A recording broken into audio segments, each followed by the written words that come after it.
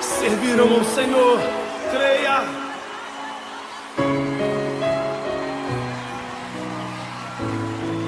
Deus tem um projeto para a sua casa, Deus tem um projeto para a sua família. Insista, invista na sua família. Oh, aleluia. Êxodo 3, versículo 14. Aquele que for achando vai dizendo para mim amém. Aquele que não achou, diga misericórdia. Amém. O Êxodo é o segundo livro da Bíblia. Não tem como errar.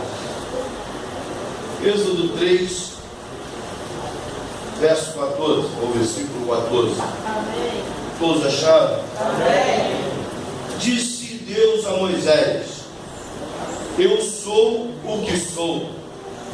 Disse mais: assim dirás aos filhos de Israel: eu sou, me enviou a vós outros. Em outra versão diz: eu sou o que sou e basta.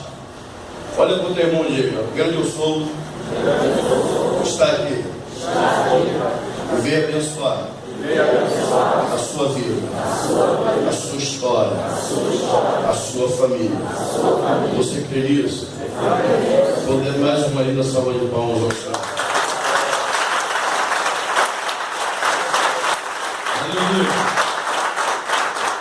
A coisa tremenda é uma igreja adoradora.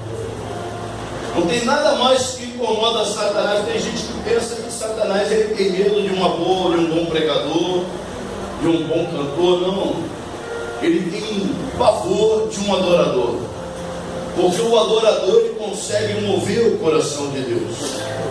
Os levitas, quando estão aqui, eles estão aqui adorando a Deus. Louvor, a palavra louvor quer dizer elogio. Estão chamando a presença de Deus para essa casa. Então o adversário ele fica incomodado, porque quando a presença de Deus chega, a Bíblia diz que há liberdade de espírito. Quando a presença de Deus está, você dá glória a Deus, você fala aleluia, você fala em línguas estranhas. Ah, pastor, mas eu não sou batizado com o Espírito Santo. É uma noite especial, você pode ser batizado com o Espírito Santo. É uma noite especial. Talvez você chegou aqui, eu ouvi a oração da Obreira Sol e eu ouvi uma oração muito linda. Eu não sei como está a sua família, mas uma coisa eu te digo: nessa noite o Senhor vai tirar a sua família, assim como tirou o povo que estava no Egito. A palavra êxodo, ela quer dizer saída. Deus nessa noite está providenciando saídas para a sua família, saídas do local em que está, saída da condição em que está, do momento em que você está vivendo, da situação em que você está vivendo, e que muitas vezes a gente olha para um lado, olha para o outro e pensa o seguinte: acabou, minha história acabou, minha família acabou, meu casamento acabou, meus filhos já se enterraram nas drogas, não vão voltar. A minha filha já saiu de casa e não vai voltar. Ei, eu quero te dizer que o mesmo Deus que atuou lá no Egito, nos tirou eles lá no Êxodo, Ele vai trazer a tua família. Essa noite Ele está indo buscar filhos que estão na boca de fumo. Nessa noite Ele está indo buscar maridos que estão no bar bebendo cachaça. Nessa noite Ele está indo buscar a tua mulher que por alguma coisa se afastou, desistiu. E no momento da tua história hoje não é um bom momento. Interessante que a gente vai falar do homem chamado José. Para quem não conhece, vou te dizer, tenho certeza que vocês conhecem. Nós temos um grande homem de Deus, um grande pregador aqui nessa casa. O interessante é que naquela época, lá no Egito, o faraó era um título. E quando morria um faraó, levantava-se outro faraó. E a Bíblia vai contar a história de José. A história de José são os filhos de Jacó. José vai ser vendido, todos conhecem. Mas vai chegar um tempo em que José lá no Egito estava como governador, estava como aquele que tinha autoridade abaixo de Faraó, mas era autoridade sobre o Egito. E o interessante é que da família de Jacó eram 70. Quando José resolve o que tinha que resolver com seus irmãos, ele vai fazer com que Jacó ele venha com a sua família e venha para o Egito. E vai entrar 70 no total com Jacó, na sua família no Egito. E o interessante é que José vai começar fazendo grandes feitos, porque Deus era com José. Mas vai passar um período e o faraó que levantou José vai morrer. E vai se levantar um outro faraó que não conhecia os feitos de José. E ele vai ver que o povo hebreu cresceu de uma maneira sobrenatural. E ele vai ter uma ideia, ele vai chamar as parteiras, vou dizer para as parteiras: olha, as mulheres hebreias, quando forem dar à luz, se for menino vocês matem, se for meninas vocês deixam. Mas as parteiras temeram o Senhor e não resolveram não fazer. Então o faraó fica indignado e vai fazer o seguinte: eu já sei, então eu vou mandar pegar todos os meninos e lançar eles no rio Nilo e matar todos. E assim aconteceu. Porém, a mulher, a mãe de Moisés, ela vai ter Moisés e vai esconder ele durante 3 meses dentro de uma casa. E vai chegar um certo dia que ela vai preparar um junco e vai colocar dentro do rio. E Moisés ele vai ser levado pelas águas.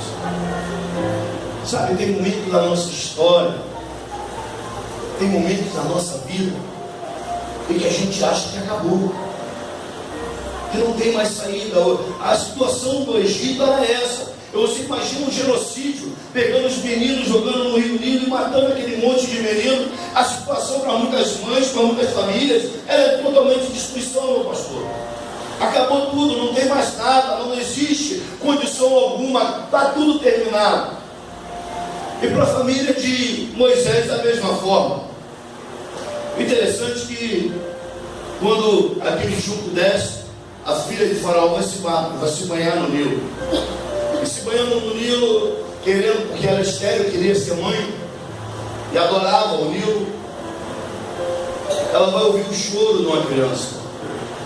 E ela vai mandar que pegue, traga para ela vai ver o menino.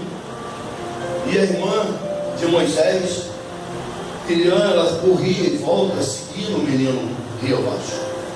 E o interessante é que ela vê quando a filha de Faraó pega o menino, ela se aproxima e ela vai dizer: não, olha só, tem que ter uma mãe que amamente essa criança. Ela falou: eu conheço uma ideia. E ela está lá, ela pode amamentar. E ele vai, ela manda buscar. E a mãe de Moisés, que antes estava desesperada, achando que seu filho também morreria, não, ela vai ter 2 bênçãos. Primeiro, ela salva o seu filho. Segundo, ela vai amamentar o seu filho. Ela vai amamentar aquela criança vai crescer com os costumes egípcios, vai crescer, vai ser criado como um príncipe, vai ter a cultura egípcia.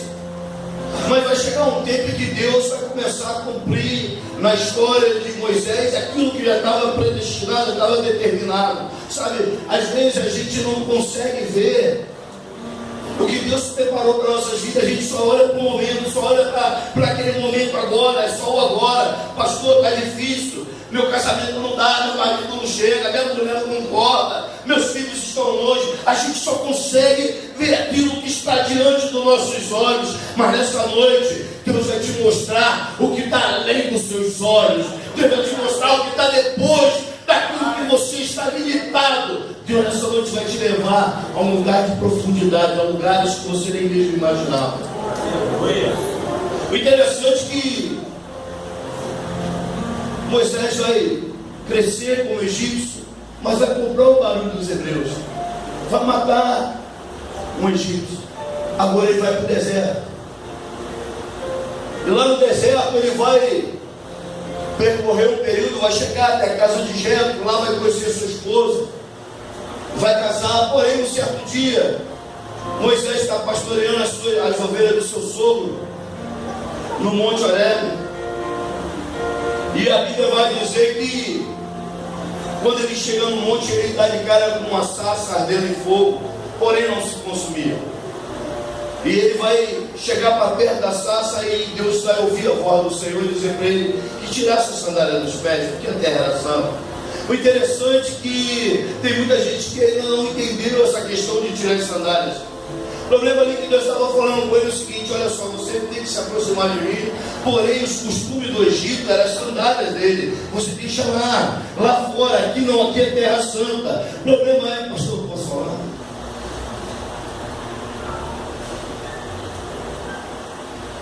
Sabe, muitas vezes você está querendo milagre na tua casa. Talvez o pastor nem me chamar para pregar aqui, que você não vai querer. Mas aquilo que Deus mandar, eu vou falar, mas eu pedi a permissão. Sabe, às vezes a gente está numa campanha como essa, a campanha da família, o mês da família. A gente vem na igreja, adora, levanta as mãos. A gente diz que ama, a gente fala um monte de coisas. Mas quando chega na hora, o Egito ainda não saiu de nós. Chegamos na nossa família, meu Deus. Às vezes você diz assim: meu marido não se converte. Mas às vezes o seu marido olha para você e ainda não viu conversão em você. Às vezes você diz: meu Deus, meu filho não se converte. Às vezes seu filho olha para você e diz: para eu ser crente igual meu pai, vou não. Não vou não. Eu vou ficar quietinho aqui no mundo mesmo, porque meu pai lá na igreja, ele levanta a mão, ele ora, ele de vez em quando até dá uma rodopiada, fala em língua, daquela língua que eu não entendo, mas quando chega em casa é um leão. Quando chega em casa ele só volta a bater na minha mãe. Quando chega em casa ele chuta a cadela, chuta tudo, xinga todo mundo, sabe? É nessa noite, Deus está querendo trazer para você coisas que às vezes você ainda não se libertou, você ainda tem carregado ainda coisas do Egito, sabe? Muitas vezes a gente quer que nossos familiares, o nosso vizinho, ele olhe para nós, mas como que tem sido a tua casa diante de Deus e diante da sociedade que você vive? Será que o teu vizinho ele pode olhar para a tua casa e dizer assim: ó, eu quero a minha casa igual a dele e a dela? Ou será que o teu vizinho vai olhar para a tua casa e vai dizer: estou fora?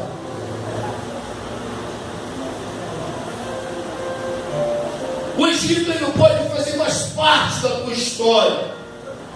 O Egito ficou para trás. O velho homem, a velha mulher, tudo foi mudado, tudo se fez novo na tua vida. Você é uma nova criatura. Você já foi transformado pelo poder do nome e do sangue de Jesus. A Bíblia diz que as coisas velhas se passaram, e eis que tudo se fez novo. Em 2 Coríntios capítulo 5, verso 3, diz que aquele que está em Cristo, nova criatura é, e as coisas velhas se foram. E Deus está falando para ele: Moisés, tem que tirar a sandália. Tira a sandália e se aproxima. Aí Deus vai começar a palestrar com Moisés. Vai falar para Moisés que ele teria que voltar no Egito para ir buscar as famílias que estavam cativas, que teria que buscar lá no Egito famílias que estavam aprisionadas, famílias que estavam vivendo momentos tão difíceis, tão terríveis. Mas para Moisés ir lá no Egito buscar aquelas famílias, primeiro ele teve que ter um encontro particular com Deus. Sabe, Deus, nessa noite, graças a Deus, eu falei, meu Deus, muito obrigado, que sou eu que vou abrir essa campanha, porque depois que eu pregar lá, se fosse dos outros, eles não iam querer que eu pregasse. Eu não sou pregador, eu falo do amor de Deus. Interessante que Moisés, ele vai passar pelo momento ali no capítulo 3, ali você vai encontrar que Deus vai falar para Moisés, Moisés, você vai ter que voltar lá no Egito, Moisés. Aí Moisés vai falar assim, mas logo eu, Deus, eu sou pesado de língua, logo eu, Deus, como é que eu vou chegar lá? Aí Deus vai falar para Moisés, Moisés, eu serei o seu sinal. Põe a mão no peito, Moisés colocou, tira, está leprosa, põe de novo, está curado. Joga o cajado no chão, ele jogou e virou uma serpente, agora pega de novo e virou um cajado novamente. E Moisés ainda continuou argumentando, continuou falando com Deus ali. E o interessante é que quando chega no versículo 14, onde nós vamos começar a pregar, Deus disse para Moisés, ele vai dizer no versículo 13, disse Moisés a Deus, eis que quando eu vier os filhos de Israel, ele disser, o Deus, o vosso Pai, me enviou a vós outros, e eles me perguntarão, qual é o seu nome, que lhes direi? Aí Deus vai dizer para Moisés, disse Deus a Moisés, eu sou o que sou. E disse mais, assim dirás aos filhos de Israel, eu sou, me enviou a vós outros. Sabe, nessa noite, sabe, eu vou te apresentar aquele Deus que talvez você diga que conhece e ainda não conhece. Eu não sei, vou repetir, como você chegou aqui, mas esse Deus, ele diz para você, olha, eu sou o seu juiz, eu sou o seu advogado, eu sou o teu avivamento, eu sou a restauração do teu casamento, eu sou aquele que pega aquele que estava longe e traga para perto, eu sou aquele que pode fazer do impossível possível, ou seja, ele é aquilo que você precisa que ele seja. O que você precisa que ele seja na tua história? Talvez você esteja dizendo, pastor, o maior problema hoje, pastor, há uns anos atrás, o problema das famílias era o adultério, era a prostituição dentro da casa. Não, o maior problema hoje é a crise financeira, onde os casais estão em desespero por causa da crise financeira. Deixa eu te falar uma coisa, eu ouvi aqui uma palavra de oferta tremenda, sabe, a Bíblia diz, se você for fiel, você vai comer o melhor da terra, sabe, se você está vivendo um momento de crise financeira, começa a ser fiel a Deus, que a Bíblia vai dizer, fosse fiel um pouco, sobre o mundo eu te colocarei, sabe, às vezes a gente está vivendo as crises financeiras, porque a gente sempre tenta dar um jeitinho, fica protelando aqui, protelando de lá, tentando dar um jeitinho, e para Deus não tem jeitinho, para Deus tem que ser sim e não, porque que passa disso é de procedência maligna. Sabe, aí você vai falar, pastor, mas minha esposa está difícil, porque ela queria ir lá no shopping, a grana está curta. Ele está dizendo assim, eu sou o Deus da providência, ele vai prover na tua vida. Eu sou o Deus que provê todas as coisas. Eu sou o Deus que faço acontecer. Você precisa acreditar nisso. O problema é que a gente não consegue crer quando chega a crise. Quando a crise se estabelece, a gente não consegue crer. Quando a crise se estabelece, a gente só vê as dificuldades e não imagina nem mesmo o que vai fazer da nossa história. Mas Deus, nessa noite, Ele está se apresentando para você como aquele que tem a solução.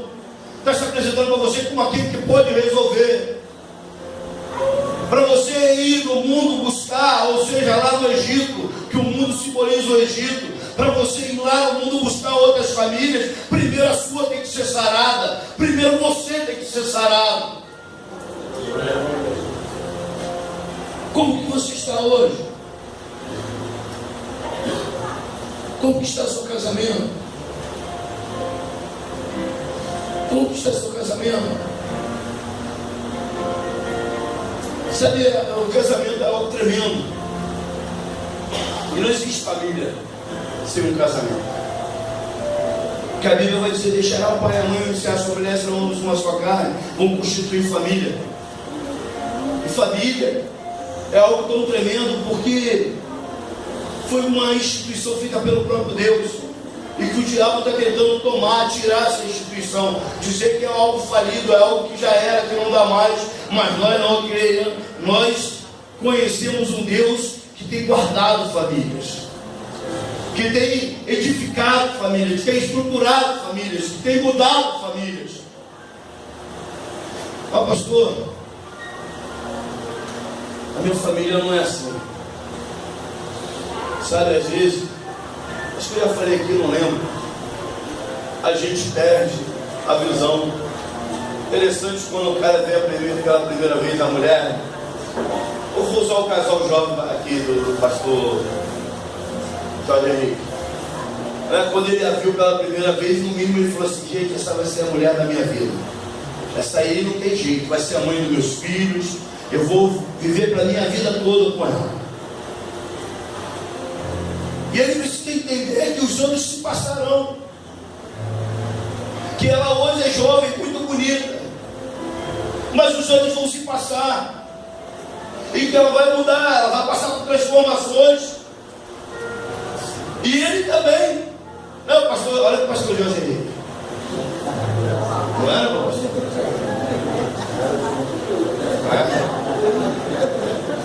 Isso é inevitável. Crente come muito. Convite 10 mendigos para a tua casa, não chega 2 crentes. Ainda mais do que o pastor José. É sério.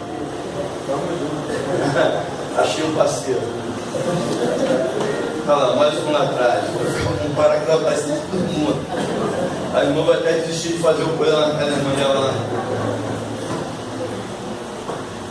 E as coisas vão mudando, isso é natural, a natureza é assim. Mas aí muitas pessoas, ele pelo fato da mulher ter mudado, o marido ter mudado, aí ela já não olha mais para o marido como olhava antes, pastor. Aquele amor desenfreado, que o cara olhava e falava: meu Deus, essa mulher me deixa doido. Agora já olha para a mulher, ainda faz assim. Mas ela é a mesma mulher que um dia ele disse que seria a mulher para o resto da vida dele. Ela pode mudar o corpo, ela pode mudar muitas coisas, mas a personalidade, o caráter, a pessoa, ela é a mesma. É igual o homem. O homem, ele é terrível. O homem, eu digo que o homem, ele nasceu para ser um caçador. Mas nós somos libertos. Amém, homens? E o cara olha para a esposa, começou a pegar mais uma gordurinha assim e tal, aí passa aquela mais magrinha. Só que ele esquece que se ela pegou umas gordurinhas foi porque ela engravidou do filho que ele fez nela. Sabe por que ele olha para ela, está colhendo? Sabe por quê? Porque muitas das vezes, ou melhor, muitas vezes, ela ficou até tarde da noite esperando ele chegar em casa. Porque muitas vezes, enquanto ele dorme, ela está deitada, ou melhor, ela está acordada tomando conta do filho que está com febre, deixando ele descansar para o dia seguinte ele trabalhar.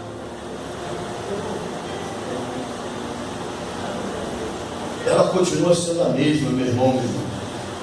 Ele continua sendo o mesmo, embora ganhou uns pouquinhos a mais, mas é o mesmo homem que um dia você falou assim: estou doida, estou doida. Sabe, não adianta você chegar num culto como esse e não entender que família, não existe família perfeita, não, mas existe uma família abençoada e protegida pelas mãos de Deus. Quando você começa a entender que a sua esposa vai passar por metamorfose, que você também vai passar, mas que continuam sendo ambos os mesmos, que um dia juraram que se amariam por resto da vida, a sua família vai ser edificada e transformada pelo próprio Deus. Talvez você está falando assim: pastor, lá no meu lar, você sabe o que é um lar? Tem gente que pensa que lá é um 4 paredes como essa, dividida em cômodos, e você diz que é um lar. Não, aqui não é uma casa. Lá é diferente. Lá é onde reina a paz, onde reina o amor, onde reina a justiça, onde reina a paciência, a compreensão, onde reina a esperança. Isso é lá, aonde um casal se une em amor e começa a construir uma família, e os filhos começam a criar dentro disso e começam a se espelhar nos seus pais e dizer: não, quando eu crescer, eu quero ser igual ao meu pai. Quando eu crescer, eu quero ser igual à minha mãe. Eu quero ter um lar igual a ele, igual ao dela. Quando a gente era pequeno, eu continuo até hoje, eu cresci muito. Mas quando eu era menino, eu vim de uma família muito humilde. Muito pobre, muito pobre. Na casa lá éramos 6. Meu pai trabalhava muito. E eu lembro que a minha mãe, quando fritava ovo, cantava um ovo inteiro do meu pai e o outro partia para. E eu dizia assim: o meu sonho é crescer e poder comer um ovo inteiro. Cara, o negócio é sério. O negócio é sério. Sabe? Mas o lado dos meus pais não era um lar, era uma casa. Onde meu pai xingava minha mãe, batia na minha mãe. Onde meu pai deu tiro na minha mãe. Onde meus pais se separaram e nós fomos vivemos tudo aquilo que precisávamos viver. Sabe por quê? Porque não conhecíamos o Deus de Israel. Não conhecíamos esse grande eu sou. Sabe, você está no melhor lugar do mundo, é na presença de Deus. Você está num lugar de privilégio.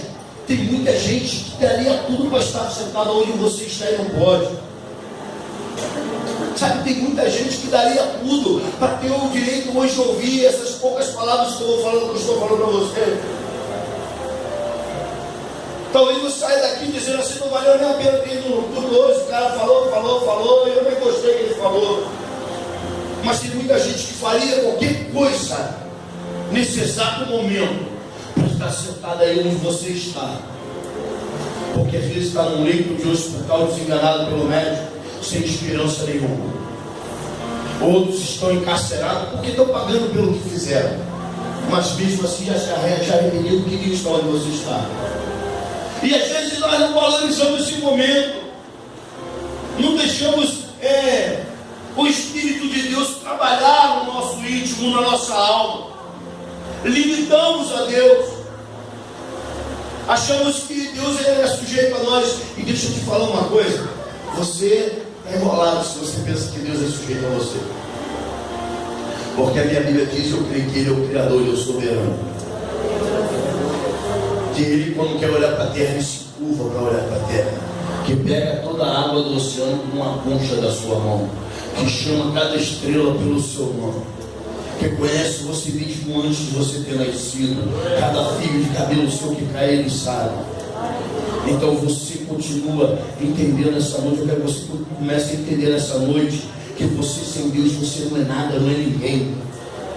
Mas você com Deus, você é mais que vencedor em Cristo Jesus.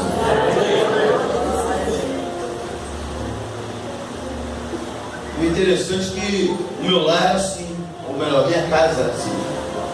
E quando eu cresci, eu não tinha expectativa de vida, não tinha, porque a nossa expectativa, ela se anulava naquilo que nós vivemos quando éramos jovens, quando éramos crianças. Eu achava o seguinte: se eu casar, eu vou casar, se não der certo, eu arrumo outro. Meu pai se separou da minha mãe, ou seja, eu carregava a maldição dos meus pais sobre a minha vida. Sabe, hoje não, hoje eu estou na presença de Deus. Ele me escolheu no meio de um lugar improvável, de uma família improvável, que ninguém dava nada por nós, que ninguém acreditava que seríamos. Daquela família que morava numa casa de 3 cômodos, 6 crianças, meu pai e minha mãe.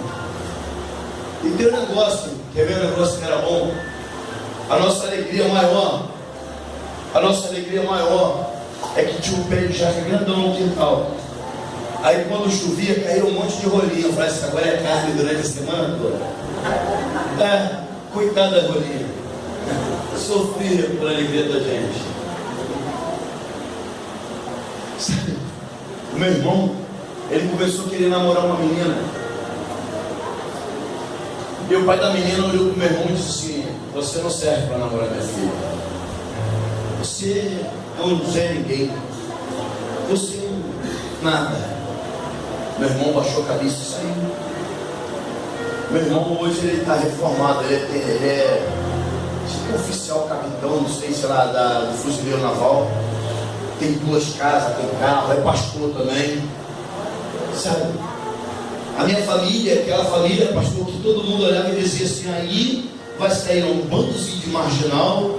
Olhava para minhas irmãs, deve sair umas 2 prostitutas, e essa família não vai dar em nada. Mas o problema é que quando alguém diz que você não vai chegar a lugar nenhum, que você não vai dar em nada, existe um Deus lá no céu que ele diz assim: não, ele vai ser um pregador do evangelho, ela vai ser uma levita na minha casa, ele vai ser um levita na minha casa, sabe? Talvez alguém disse que você não ia chegar a lugar nenhum, mas o grande eu sou, ele falou assim: ó, eu sou aquilo que todo mundo diz que você não é. Eu sou o Deus da tua história, e hoje eu mudo o teu cativeiro, hoje eu mudo o teu casamento, hoje eu mudo, eu quebro as condições todas da tua vida. Aleluia! Glória a Deus! O legal de tudo, é legal, é quando alguém diz para você que você não vai chegar a lugar nenhum. O legal de tudo é quando alguém diz para você que você não vai dar em nada, seu casamento acabou. Isso deu exemplo. E alguém vai olhar você, você sabe como? De mãozinha dada para sua namoradinha, dizendo: vamos ali comer um hambúrguer. Não dá para ir no fogo, mas vou comer um hambúrguer. Vou comer um podrão ali. Talvez alguém diga assim: é tão pouquinho, mas é tão pouquinho para você, homem. Mas para tua mulher, às vezes, seria muito. Às vezes para você: não, às vezes não quer muito. Às vezes a gente, nós homens, nós falamos muito. Nós falamos muito. Às vezes a gente acha que a nossa mulher quer ir no shopping, quer viajar. Não, às vezes ela quer sair 10 minutos de mãozinha dada com você, dar uma volta no quarteirão, come alguma coisa, volta para casa e é só alegria.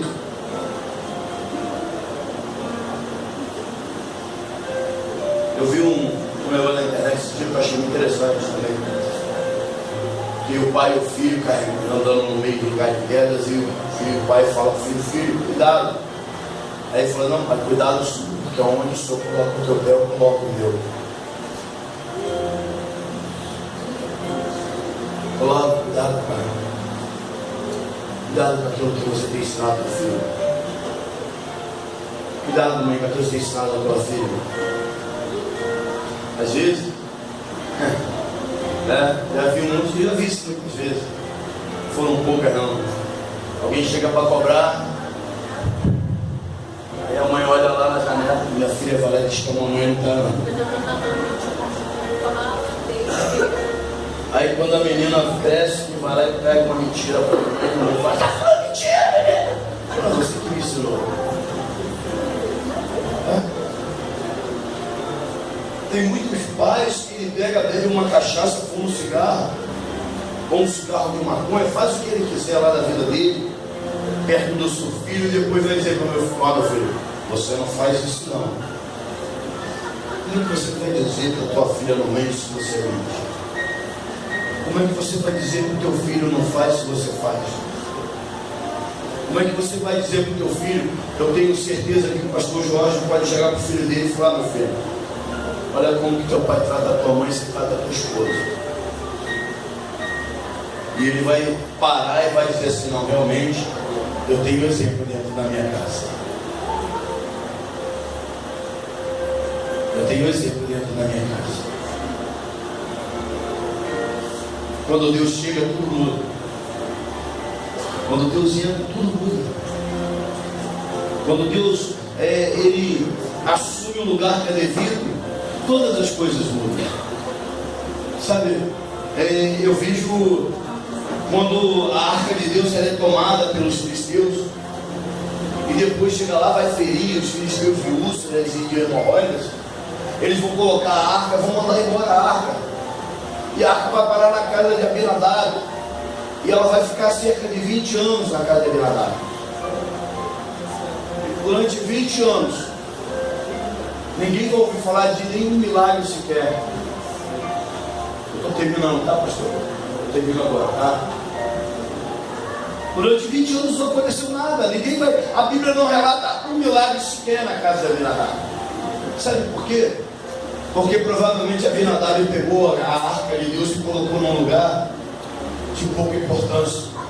Deixou lá no cantinho, enchendo de poeira, tapando com alguns panos ou alguma coisa. E a Bíblia vai dizer que Davi vai buscar a arca. E a arca, todos conhecem a história, quando vem, a arca vai pender para cair, Uzá vai colocar a mão na arca. E a arca vai ficar na casa de Obed-Edom. E a história vai dizer que a arca ficou apenas 3 meses na casa de Obed-Edom. E durante 3 meses aconteceram muitos milagres na vida de Obed-Edom por causa da arca. A arca, ela simboliza a presença de Deus. Sabe, muitas vezes a gente já acostumou com a presença de Deus, não dá o valor que é devido, coloca num lugar, deixa a presença de Deus aqui no cantinho aqui, que aquilo não me incomoda, aquilo não me atrapalha, aquilo não faz nada. Mas nessa noite eu tenho certeza que aqui tem homens e mulheres que tem o espírito de Obed-Edom. Vai pegar a arca de Deus e vai colocar num lugar de destaque, no meio da tua história, no meio da tua família. Sabe, aquilo que estava morto vai reviver, aquilo que estava perdido vai ser achado. Sabe, o milagre que você tem buscado, ele vai acontecer porque a presença de Deus, a arca de Deus está no lugar de destaque. Você resolveu não esconder, não, resolveu colocar em lugar onde as pessoas possam ver. Não, ali está a presença de Deus na minha vida. Ali está a presença de Deus na minha história.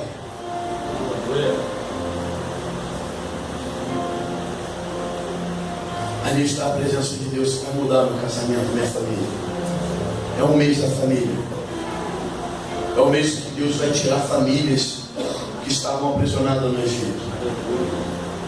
É o mês que Deus vai usar você para ir buscar essas famílias. Vai usar a tua vida, a tua história para mudar famílias. Vai usar o seu lar para mostrar para casas que precisam ser transformadas em lares. Vai usar você para dizer para aquele que está enterrado até o pescoço e um monte de coisa errada, para dizer se não ainda há uma esperança, há uma oportunidade para você. Eu te convido a ficar sobre isso.